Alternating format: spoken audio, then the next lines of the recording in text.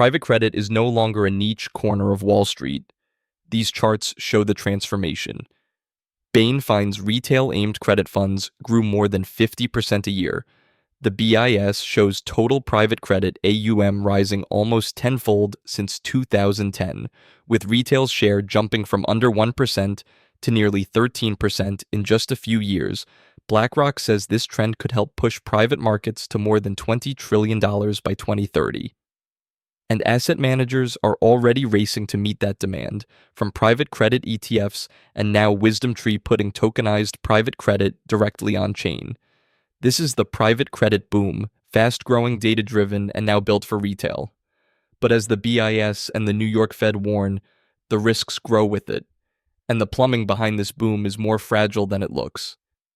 Let's break it down.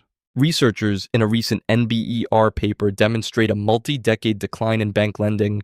Banks held about 60% of all loans on their balance sheets in 1970. Today, it's closer to 35%. Breaking it down by mortgages and non-mortgages, they show a steep decline. Oliver Wyman expands on this research in their Private Credit's Next Act report with a graphic showing each wave of banking disintermediation and why every wave eroded the centrality of bank balance sheets. Beginning in the 1970s, big companies raised money directly in commercial paper markets instead of going to banks. In the 1980s, high-yield junk bonds blew open the takeover era. Entire corporate buyouts could be financed in the bond market. In the 1990s and 2000s, securitization took over. Mortgages, auto loans, credit cards, bundled, sliced, and sold. That ran so hot, it helped trigger the 2008 crisis. And the newest trend, leveraged finance. Bain reported that in 2024, direct lending funds financed 90% of U.S. middle-market leveraged buyouts, up from 36% a decade earlier. Total mid-market loan volume jumped 49% year-over-year to nearly $300 billion. The takeover of private credit in direct lending already happened. So what's next? Oliver Wyman's report signals the new growth era for private credit is specialty finance and commercial real estate. The industry is transforming through key partnerships and acquisitions. Rather than banks and private funds competing for the same loans, in a Basel III constrained world, the two no longer compete, and the partnership has been profitable for both sides. Banks still originate loans, but rarely keep the risky slice. The BIS Quarterly Review, March 2025, notes, private credit funds, with their closed-end structure and matched maturity of assets and liabilities, may be better positioned to hold long-term loans and attendant risks. As Jeff Aronson of Centerbridge explained on a Goldman Sachs podcast, Wells Fargo has an exclusive direct lending relationship for their mid-market business with Centerbridge. This shift is industry-wide.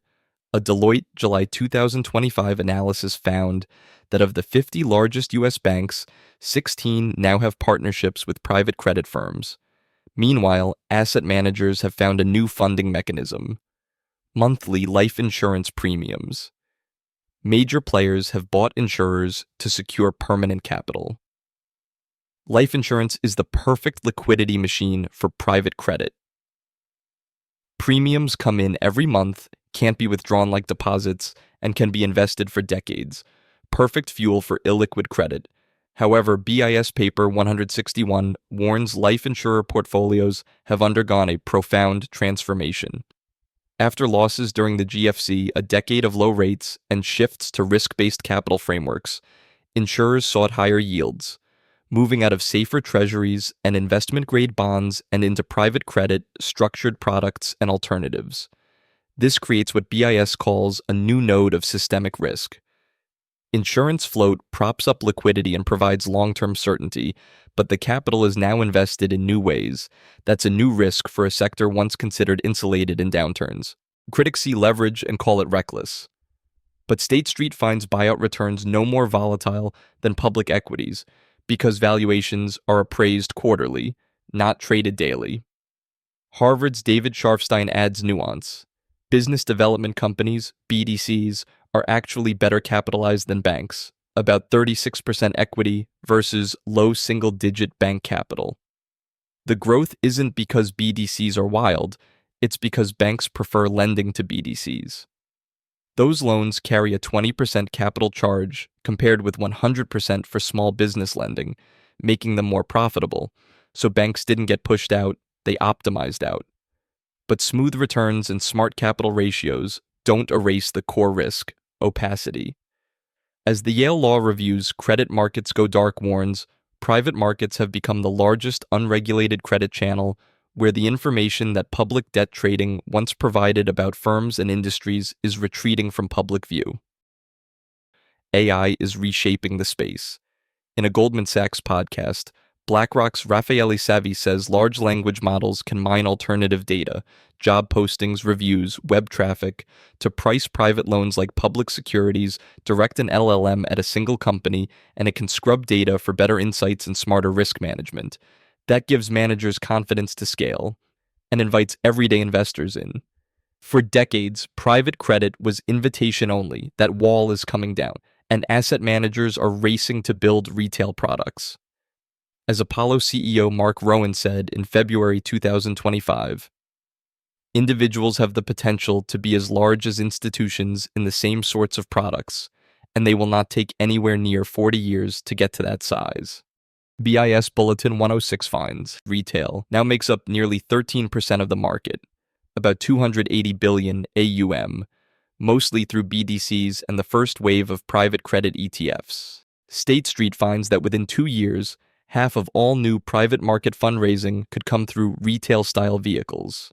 But BIS warns the same structures that make it accessible also magnify stress when investors exit. This procyclical loop works in good times but compounds in bad. When investors need liquidity the most, ETFs can trade at deep discounts to NAV, and tokenized credits can be fire-sold on secondary platforms. These ETFs marry shares traded in a liquid market to illiquid private assets, creating a built-in mismatch. It's an exciting new opportunity for savvy retail investors, but risks remain, some poorly understood because the products are so new. Private credit funds are bank-like in structure but without the buffers. They borrow from banks, accept insurer capital, and promise liquidity to investors holding assets that cannot be sold quickly, and the exposure is huge. 2 New York Fed studies show banks' credit line commitments to private credit vehicles jumped from $8 billion in 2013 to $95 billion in 2024, with 60% concentrated in 5 megabanks. Non-bank financial intermediaries, NBFIs, rely on banks far more than banks rely on NBFIs. According to the Fed, every major NBFI, from GSEs and finance companies to REITs, mutual funds, and insurers, depends on banks for the credit, liquidity, and settlement pipelines that allow them to function. In some categories, like the GSEs, banks provide over 35% of their funding backstops. The conclusion is clear. When stress hits private credit or any NBFI sector, the shock flows straight back through the same bank pipes that fund it. Private credit is Wall Street's new operating system, fueled by insurance float, interwoven with bank credit lines, smoothed by opaque valuations, now packaged for retail. The opportunity is real, so is the fragility. According to the New York Fed, the growth rate is approximately 20% a year. According to the BIS, it's a new node of systemic risk. And according to the Yale Law Review, the data itself is going dark. At Capital Current, we'll keep decoding how this $20 trillion machine works, the opportunities it creates, and the warning signs it's flashing.